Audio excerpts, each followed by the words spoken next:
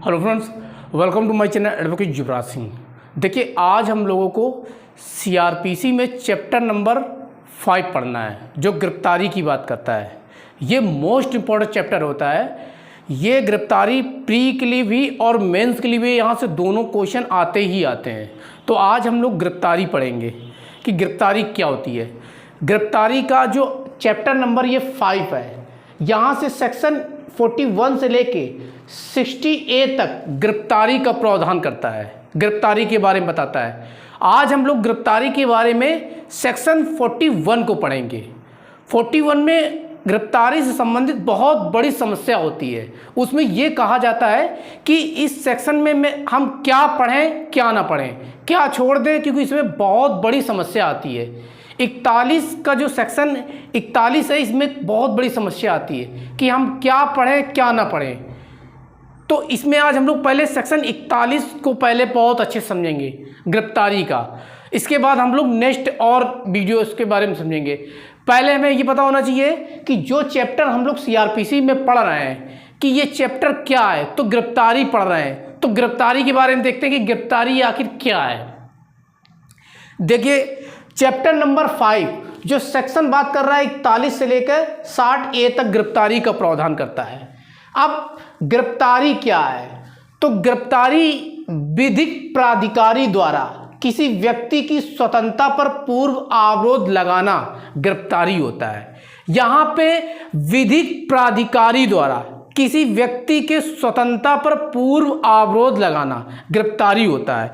यहाँ पे जो मैंने ये बताया है कि विधिक प्राधिकारी यानी विधि के द्वारा जो प्राधिकृत किया गया व्यक्ति हो, उसी के द्वारा किसी व्यक्ति के स्वतंत्रता पर पूर्व अवरोध लगाना गिरफ्तारी होता है।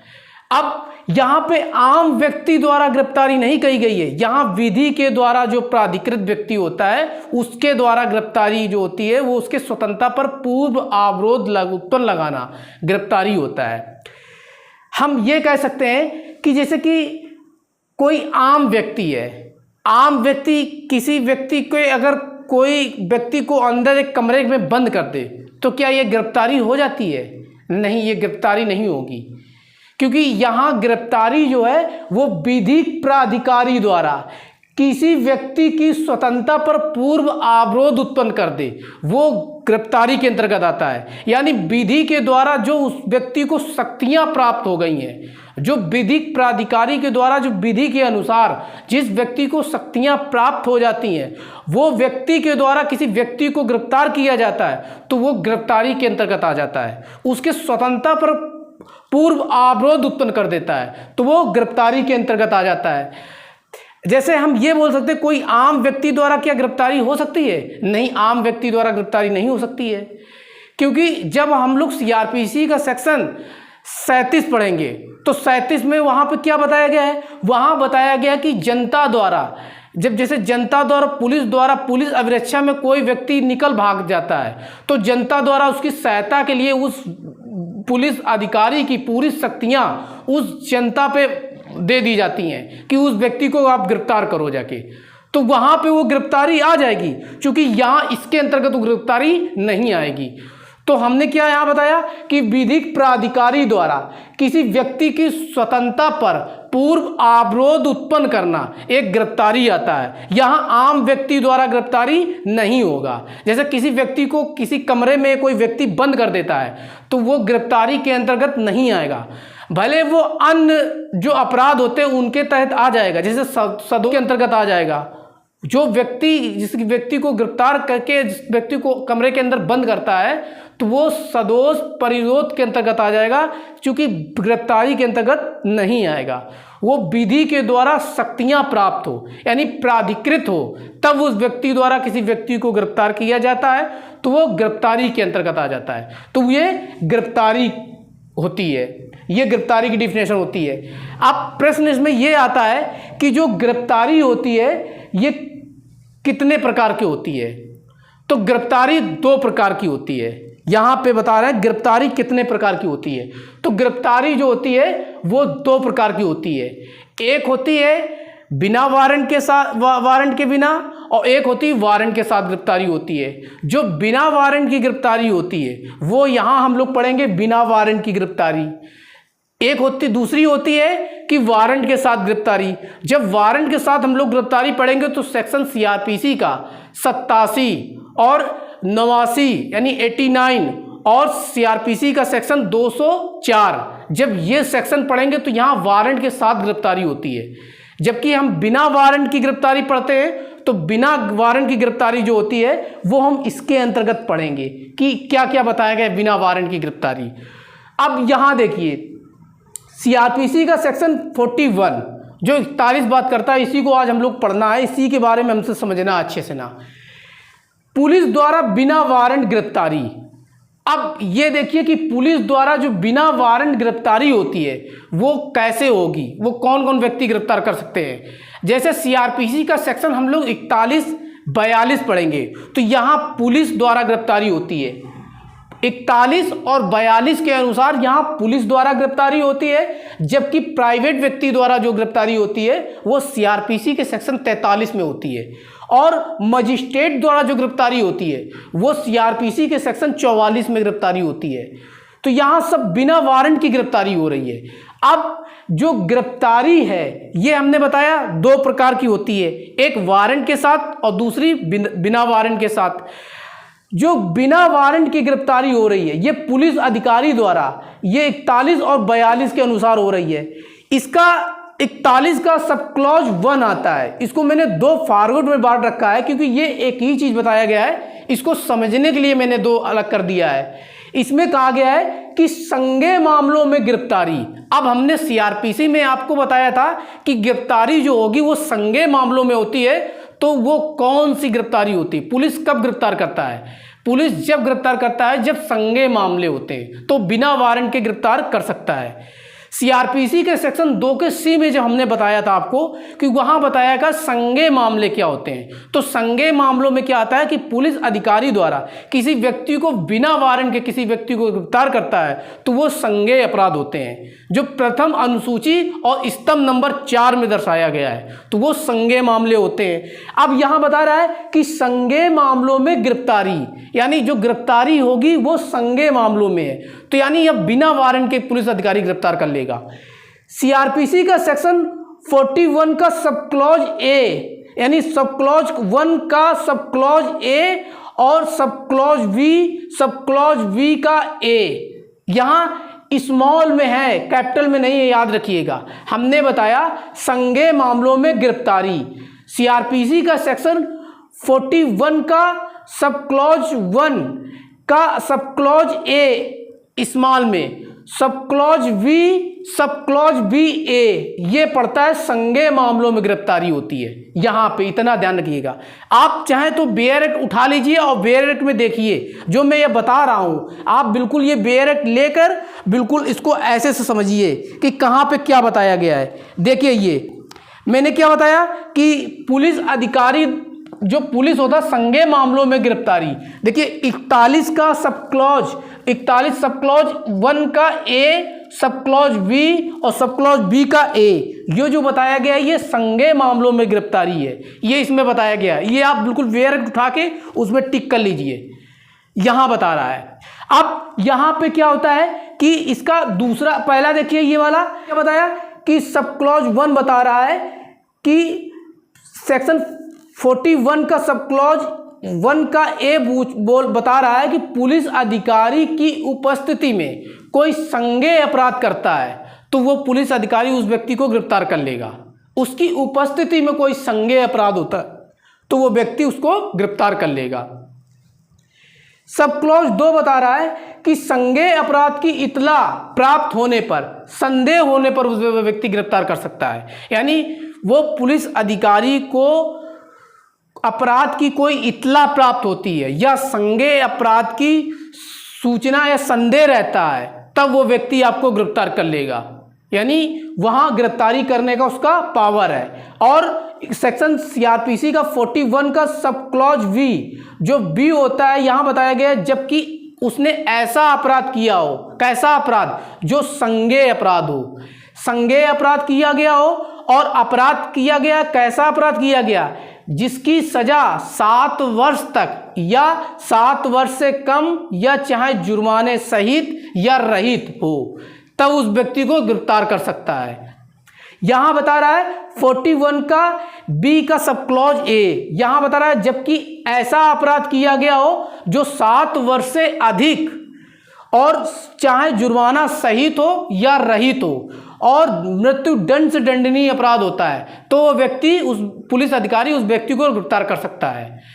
देखिए यहां पे हमने ये बताया आपको कि उसने ऐसा अपराध किया हो, ये क्लोज ब्लोज ये अगर नहीं याद हो रहे तो इसको छोड़िए, आप बिल्कुल ऐसा याद करिए कि उसने ऐसा अपराध किया हो जो संज्ञेय प्रकृति के अपराध होते हैं, जिसकी जो अपराध करने की सजा होती है वो 7 वर्ष तक हो, चाहे जुर्माना सहित हो या रहित हो, और जो 7 वर्ष से कम हो, 7 वर्ष तक हो, 7 वर्ष तक के कम हो या जुर्माना सहित हो या रहित हो, तो व्यक्ति गिरफ्तार कर सकता है। जबकि ऐसा अपराध जो 7 वर्ष से ऊपर हो किंतु चाहे जुर्माना सहित हो या रहित हो और मृत्यु दंड से दंडनीय हो, तब वो व्यक्ति, उस पुलिस अधिकारी उस व्यक्ति को गिरफ्तार कर सकता है। अब यहां बता रहा अन्य मामलों में कैसे गिरफ्तारी होती है। अन्य मामलों में जैसे सीआरपीसी का सेक्शन 41 से लेके सब क्लॉज 1 से लेके सी से आई तक पढ़ेंगे, यहां स्मॉल पे है, ध्यान रखिएगा। तो 41 का सब क्लॉज 1 का सी से लेकर आई तक पढ़ेंगे कि अन्य मामलों में कैसे गिरफ्तारी, कारण की गिरफ्तारी है, ये याद रखिएगा। कोई देखिए यहां पे सी बता रहा है, इसी का 41 का सब क्लॉज सी पढ़िएगा तो वहां बता रहा उद्घोषित अपराधी, यानी कोई फरार अपराधी होता है तो वो व्यक्ति द्वारा गिरफ्तार व्यक्ति उस व्यक्ति को गिरफ्तार कर सकता है, वो बिना वारंट के गिरफ्तार कर सकता है उस व्यक्ति को। दूसरा बता रहा डी इसी का कि चुराई हुई संपत्ति का संदेह होता है, यानी कोई चोरी की हुई संपत्ति का किसी व्यक्ति के पास संदेह है तो उस व्यक्ति को वो बिना वारंट के वो व्यक्ति गिरफ्तार कर सकता है। इसका ई बता रहा 41 का कि पुलिस के कर्तव्य में बाधा कोई डालता है या पुलिस अभिरक्षा में निकल भागने का कोई कार्य करता है तो वो व्यक्ति को बिना वारंट के वो पुलिस अधिकारी गिरफ्तार कर सकता है। तो यहां हमने ये चीज समझा। अब इसके बाद इसी का एफ बता रहा है कि संघ के सशस्त्र बलों में भाग जाने का उचित संदेह करता है कोई, तब वो व्यक्ति को गिरफ्तार कर सकता है। इसका जी बता रहा है कि जो भारत के बाहर ऐसा कार्य करे जो भारत में अपराध है, एम उसका प्रत्यर्पण हो सकता है, यानी भारत के बाहर कोई ऐसा अपराध करता है जो भारत में अपराध हो, उसकी ट्रीटी हो सकती है भारत में, तो उसको भी बिना वारंट के गिरफ्तार कर सकते हैं, यहां बताया गया है। इसके बाद इसका एच बता रहा है 41 का कि जो सीआरपीसी के सेक्शन 356 का सब क्लॉज 5 के नियमों को भंग करे उस व्यक्ति को गिरफ्तार कर सकते हैं। इसके बाद इसका आई बता रहा है जो सीआरपीसी का 41 का कि जिसकी गिरफ्तारी के लिए लिखित या मौखिक अपेक्षा किसी अन्य पुलिस अधिकारी से प्राप्त होती है, यानी कोई पुलिस अधिकारी किसी व्यक्ति को गिरफ्तारी के लिए लिखित अपेक्षा किसी दूसरे पुलिस अधिकारी से प्राप्त होती है तो वो व्यक्ति को बिना वारंट के गिरफ्तार कर सकता है, यहां पे आई पे बता रहा है। अब इसके बाद आता है सीआरपीसी का सेक्शन 41 का जो capital A B C D ये आया था, ये अभी तक हमने स्मॉल पढ़ा। अब आता है 41 का ए बी सी डी जो कैपिटल में है, ये मोस्ट इंपॉर्टेंट है, ये 2008 में जोड़ा गया था, ये याद रखिएगा आप लोग, 2008 में जोड़ा गया था। ये जो capital A B C D 41 जोड़े गए थे, इसमें एक केस आया था जो very very most important case है। ये केस का नाम था डीके वसु वर्सेस पश्चिम बंगाल राज्य का केस आया था। ये केस जो है ये गिरफ्तारी से संबंधित केस आया था, यानी गिरफ्तारी अगर आप लिख रहे हैं और अगर इनको केस को आपने नहीं लिखा तो ये आपकी गिरफ्तारी से लिखने से कोई महत्व नहीं है, क्योंकि ये जहां जहां गिरफ्तारी आप पढ़ेंगे तो इसको केस को आपको लिखना जरूर पड़ेगा, ये केस इतने इंपॉर्टेंट है। इस केस में एक गाइडलाइन आई थी जो इन्होंने ये जो चारों दिए गए हैं capital A B C D, इसी केस में ये गाइडलाइन दिए गए थे कि इसी केस से ये जोड़े गए थे, डीके वसु वर्सेस पश्चिम बंगाल राज्य के केस में। ये जो 41 का ए है, 41 का बी है, 41 का सी है, 41 का डी है, ये इसी केस में ये जो जोड़े गए थे, 2008 में जोड़े गए थे। ये जो केस आया था, ये केस कहाँ से आया था? ये हमारे फंडामेंटल यानी कॉन्स्टिट्यूशन, जो हमारा भारत का संविधान है, ये हमारे मौलिक अधिकार यानी जो हमारे फंडामेंटल राइट होते हैं वो हैं। इस केस में बताए गए थे कि आर्टिकल 20 से निकला हुआ केस है ये, यानी ये हमारे मौलिक अधिकार हैं। इसमें यह कहा गया था, 41A पढ़ते हैं इस कैपिटल में, कि पुलिस के समक्ष हाजिर होने की सूचना। जैसे कोई व्यक्ति कोई अपराध कर देता है जो संज्ञेय प्रकृति का है, पुलिस ने उस व्यक्ति को हाजिर होने के लिए सूचना भेजता है और वो व्यक्ति उपस्थित नहीं होता न्यायालय में, तो वो व्यक्ति को पुलिस के समक्ष हाजिर होने की सूचना पुलिस अधिकारी द्वारा भेजी जाती है। तो वो व्यक्ति नहीं जाता है तो पुलिस अधिकारी उस व्यक्ति को गिरफ्तार कर सकती है बिना वारंट के। 41 का भी बोला है कि गिरफ्तारी की प्रक्रिया एवं पुलिस अधिकारी के कर्तव्य, यानी जो पुलिस अधिकारी किसी व्यक्ति को गिरफ्तार करने जाता है तो वो वर्दी पहन कर गिरफ्तार करेगा। ऐसा नहीं कि वो सादी वर्दी में या ऐसे वैसे गिरफ्तार कर लेगा, क्योंकि उसके भी नेम प्लेट लगा होना चाहिए। यहाँ पे एक नेम प्लेट लगा होना चाहिए, पूरे वर्दी में होना चाहिए, तब वो व्यक्ति को गिरफ्तार कर सकता है। यहाँ गिरफ्तारी के कर्तव्य बताए गए हैं। नेम प्लेट लगा होना चाहिए। जो गिरफ्तार जिस व्यक्ति को कर रहे हैं उसके परिवारजनों या उसके आसपास पड़ोसी या मोहल्ले वालों से या उसके घर वालों से आप हस्ताक्षर करवाएंगे जिस व्यक्ति को गिरफ्तार कर रहे हैं, ताकि उसको पता चले कि इस व्यक्ति को गिरफ्तार किया गया है। ये हमारे फंडामेंटल राइट है। इसके बाद इसमें यह कहा गया था कि गिरफ्तार किए गए व्यक्तियों को उसके घर वालों या पड़ोसी या उसके रिश्तेदारों को आप सूचना देंगे, कि उस व्यक्ति को गिरफ्तार किया गया है, कि उसको तुरंत बेल की आवश्यकता हो, वो जमानत ले सके। तो ये उसके फंडामेंटल राइट है। यहाँ पे 41B के गिरफ्तार व्यक्ति की प्रक्रिया एवं पुलिस अधिकारी के कर्तव्य बताए गए हैं यहाँ पे। इसके बाद बोल रहा है 41 का सी बोल रहा है कि जिले में नियंत्रण कक्ष जो होता है राज्य सरकार नियुक्त करेगी। प्रत्येक जिले में राज्य स्तर पर पुलिस नियंत्रण कक्ष स्थापित करेगी। कौन करेगा? राज्य सरकार करेगी। यहाँ क्वेश्चन बनता है कि जिले में नियंत्रण कक्ष कौन स्थापित करता है, तो वो राज्य सरकार करेगी। यहाँ क्वेश्चन एक बनता है। और प्रत्येक जो जिले व राज्य स्तर पर होता है वो पुलिस नियंत्रण कक्ष स्थापित करेगी। जो अभियुक्त, जो आपने एक्यूज को आपने गिरफ्तार किया है, उसका पूरा नाम, बायोडाटा सब कुछ इस जिले में रखा जाता है, इसीलिए राज्य सरकार नियुक्त करती है। इसके बाद आता है 41 का डी, जो कि मोस्ट इंपॉर्टेंट है। यहाँ बता रहा कि गिरफ्तार व्यक्ति का पूछताछ के दौरान अपनी मनपसंद के अधिवक्ता से मिलने का अधिकार। ये हमारा फंडामेंटल राइट है, इसमें कोई हस्तक्षेप नहीं कर सकता है। कोई व्यक्ति गिरफ्तार है तो वो अपने मनपसंद मिलने या अधिवक्ता से मिलने का उसका फंडामेंटल राइट बताया गया है, जो कि CRPC के सेक्शन 41 के डी में बताया गया है। ये कहाँ से निकला गया है? ये हमारे कॉन्स्टिट्यूशन से निकला है, जो आर्टिकल 22 का सब क्लॉज 1 बता रहा है। तो ये आज हम लोगों ने गिरफ्तारी समझी। तो गिरफ्तारी में आप लोगों को जरूर ये मेरा लेक्चर अच्छा लगा होगा। मेरी मेहनत को देखते हुए आप लोग please like and subscribe my channel. I hope आप लोगों को ये समझ में आया होगा जो मैंने आज बताया। अब जल्द मिलते हैं नेक्स्ट वीडियो में, तब तक के लिए थैंक यू।